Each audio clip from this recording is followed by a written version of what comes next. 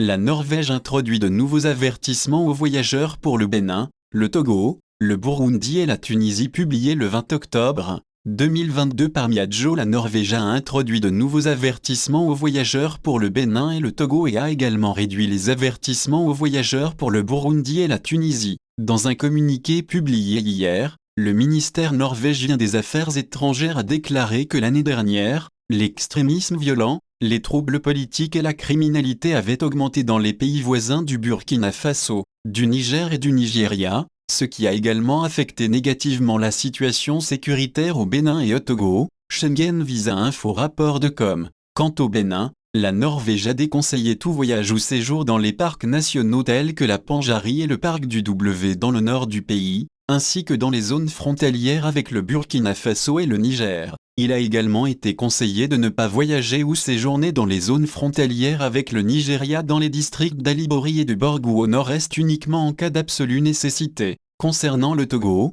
le ministère a conseillé à ses citoyens d'éviter de voyager ou de séjourner dans les zones frontalières avec le Burkina Faso. Parlant de la situation au Burundi et en Tunisie, le ministère a souligné que maintenant la situation dans ces deux pays s'est améliorée, et la situation sécuritaire est meilleure, et en conséquence, la Norvège a décidé d'abaisser les avertissements aux voyageurs. Jusqu'à présent, le ministère des Affaires étrangères a déconseillé tout voyage au Burundi, tandis que les nouveaux conseils de voyage pour le Burundi incluent de ne pas voyager au Burundi qui n'est pas strictement nécessaire. Le ministère des Affaires étrangères déconseille tout déplacement vers les zones du sud, qui s'étendent le long d'une ligne au sud de Tozeur, 12, Ksargilan, Tatooine et Zarzee. Le ministère des Affaires étrangères déconseille également tout voyage dans les zones frontalières avec l'Algérie au sud de la ville de Jandouba, et en particulier les zones montagneuses proches de la ville d'Aléoune et de la province de Kasserine, explique le ministère, abordant les nouveaux conseils aux voyageurs pour Tunisie.